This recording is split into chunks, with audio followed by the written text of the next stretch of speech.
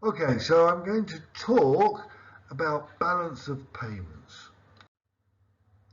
Balance of payments record all the flows of finance to and from a country.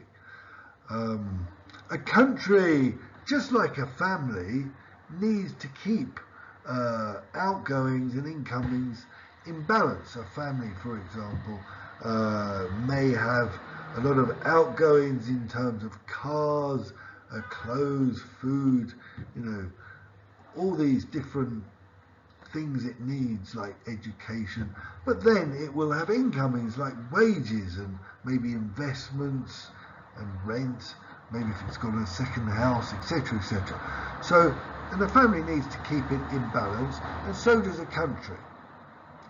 In the balance of payments, you've got a current account, a capital account, and a financial account. The current account really shows the flows in terms of trade and money flows from movements and activities. And the capital accounts and the financial account really show the state of financial assets and non-financial assets, or productive assets and non-productive assets. The current account consists of visible trade, which are goods. So, for example, here we can have cars, or invisible trade, which could be insurance, tourism.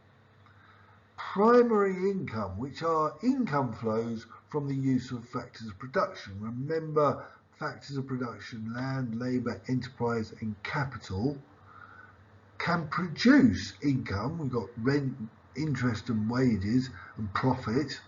And maybe, if you've got some of your citizens abroad earning wages and sending money to your country, that would be recorded. Or maybe you've got businesses opening activities in foreign countries, making profits, which come back to your country. So that will be recorded there. Then you've got current transfers, which are payments by governments. So, for example, foreign aid would be here if Italy was helping, I don't know, Ukraine or Africa, that would be recorded in this section. Also, the EU yearly payments. Italy must pay the European Union a subscription every year to cover their costs. That will be paid in this section. So that's the current account. Within the current account, there are visible products, which I talked about, and these can be in a deficit situation. It could be a trade deficit. So maybe with Japan, for example, if you exported less than you imported, there would be a trade deficit, and this would be an unfavourable trade balance. This means you are living beyond your means. You're consuming more than you're producing. Alternatively, it could be a surplus if you're exporting more than you're importing. That would be a favourable trade balance. To get to understand whether it's a surplus or deficit, you need to take the value of visible imports from the value of visible exports, and that should tell you whether it's a deficit or a surplus. With the invisible trade, here we've got the services. It could be also a deficit or surplus. Deficit would be unfavourable service balance, and a surplus would be a favourable service balance. Now, like I said, if there's a deficit a consistent deficit in your current account, that could pose problems. Let's think again of a family. If it consistently spends more than its income, it may have to borrow money on the basis of its house, or maybe sell part of its assets, sell its second house, etc.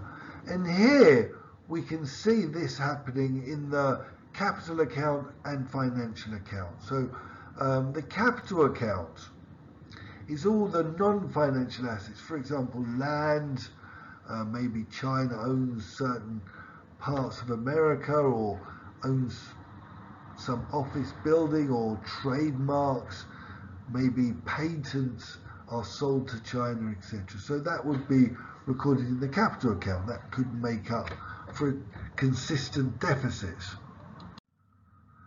Or in the financial accounts, there could be certain financial assets transferred. The financial account records investments in businesses, loans, bonds sold by the government, shares in companies.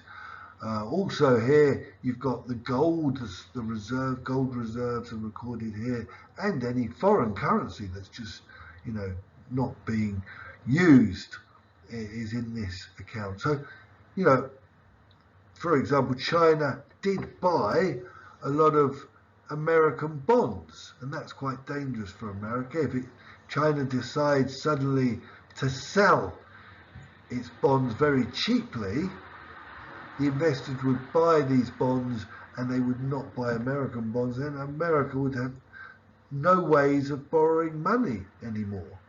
For example, suddenly they would have to be very disciplined with their budgets. Or maybe China could buy the businesses and trademarks and patents and learn, assume these competencies of how to produce high technological products. Generally, China has done things like this. So, very important to keep a balance in the trade part, which Trump did try to do. A bit of credit for Trump, even though his methods were a bit aggressive. America did have a problem with balancing their balance of payments.